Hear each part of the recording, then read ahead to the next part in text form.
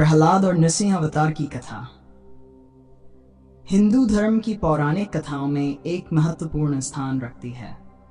ये कथा भक्त प्रहलाद की अडिग भक्ति और भगवान विष्णु के नृसिंह अवतार के माध्यम से अधर्म पर धर्म की विजय की एक अद्वितीय कहानी है।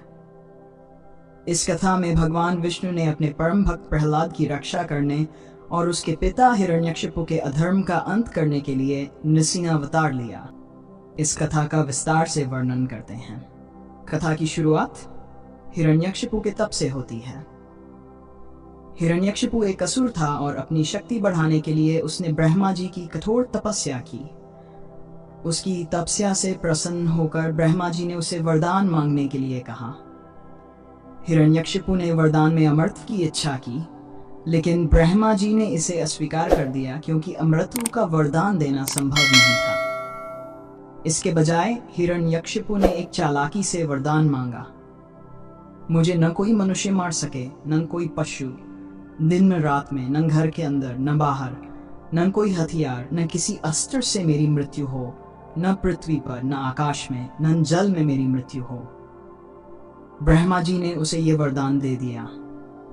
इस वरदान के साथ हिरण्यकशिपु ने स्वयं को अमर समझ लिया और उसने अपने राज्य पर अधर्म और अत्याचार का शासन स्थापित कर दिया। उसने भगवान विष्णु से द्वेष करना शुरू कर दिया और सभी को उनकी पूजा करने से रोक दिया। उसने अपने राज्य में विष्णु पूजा पर प्रतिबंध लगा दिया और स्वयं को भगवान घोषित कर दिया।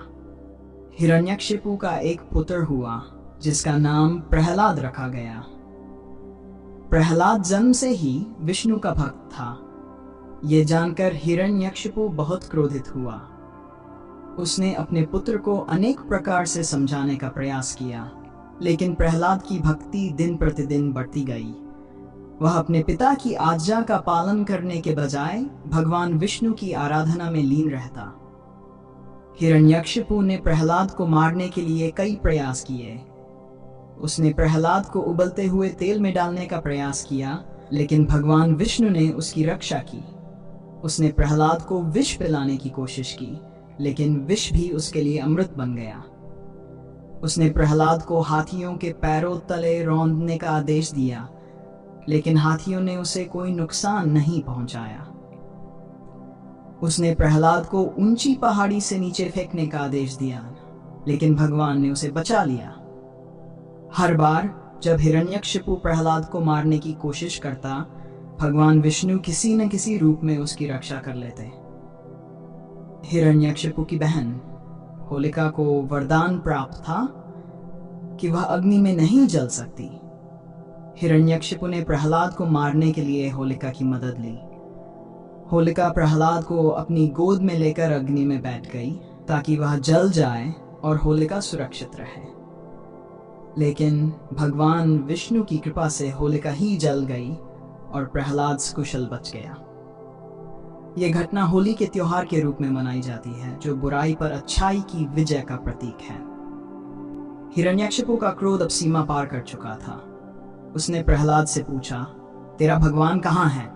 क्या वह इस खंभे में भी है? प्रहलाद ने उत्तर दिया, भगवान हर जगह है, चाहे वह खंभा हो या पत्थर। हिरण्यकशिपु ने क्रोध में आकर उस खंभे पर प्रहार किया। उसी क्षण खंभा फटा और उसमें से भगवान विष्णु नृसिंह अवतार में प्रकट हुए। नृसिंह आधे मानव और आधे सिंह के रूप में प्रकट हुए, जो हिरण्यकशिपु के वरदान के सभी शर्तों का उल्लंघन करता था। वह न तो पूर्ण रूप से मनुष्य थे और न ही पशु। वह दिन के संधिकाल में, यानी न दिन न रात के समय प्रकट हुए थे। उन्होंने हिरण्यकशिपु को महल के दरवाजे पर न घर के अंदर और न बाहर अपनी गोद में रखा, न पृथ्वी पर, न आकाश में, और अपने नाखूनों से उसका वध किया, जो न किसी हथियार से थे और न किसी अस्त्र से। इस प्रकार हिरण्यकशिपु का अंत हुआ और धर्म की विजय हुई। हिरण्यकशिपु के अंत के बाद नृसिंह अवतार का क्रोध शांत नहीं हुआ। उनके प्रचंड रूप को देखकर सभी देवता भयभीत हो गए। किसी की भी हिम्मत नहीं हुई कि वे उनके पास जाकर उन्हें शांत करें। अंत में भगवान विष्णु के परम भक्त प्रहलाद ने ही उनके पास जाकर उनकी स्तुति की, प्रहलाद की भक्ति और विनम्रता से प्रसन्न होकर भगवान नृसिंह शांत हो गए और उन्हें आशीर्वाद दिया। भगवान नृसिंह ने प्रहलाद को आशीर्वाद दिया कि वह धर्म का पालन करते हुए अपने राज्य का कुशलतापूर्वक संचालन करें। प्रहलाद ने पिता के राज्य को संभाल डाला और उसे धर्म और न्याय पर आधारित शासन में बदल दिया। उन्होंने अपने जीवन में सदैव भगवान विष्णु की भक्ति और धर्म का पालन किया। प्रहलाद नृसिंह अवतार की कथा हमें कई महत्वपूर्ण शिक्षाएं देती है। सबसे पहली और प्रमुख शिक्षा यह है कि भक्ति और सत्य की शक्ति सबसे बड़ी होती है। प्रहलाद की अडिग भक्ति ने उन्हें सभी संकटों से बचाया और अंततः धर्म की विजय हुई। यह कथा यह भी सिखाती है कि अधर्म चाहे कितना भी शक्तिशाली क्यों न हो, उसे अंततः नष्ट होना ही पड़ता है। हिरण्यकशिपु की शक्ति और अहंकार उसे भगवान विष्णु से दूर नहीं रख सके और अंत में उसका विनाश हुआ। ये कथा अधर्म और अत्याचार के खिलाफ संघर्ष करने और धर्म के मार्ग पर चलने की प्रेरणा देती है। भगवान विष्णु का नृसिंह अवतार हमें यह संदेश देता है कि ईश्वर अपने भक्तों की रक्षा के लिए किसी भी रूप में आ सकते हैं।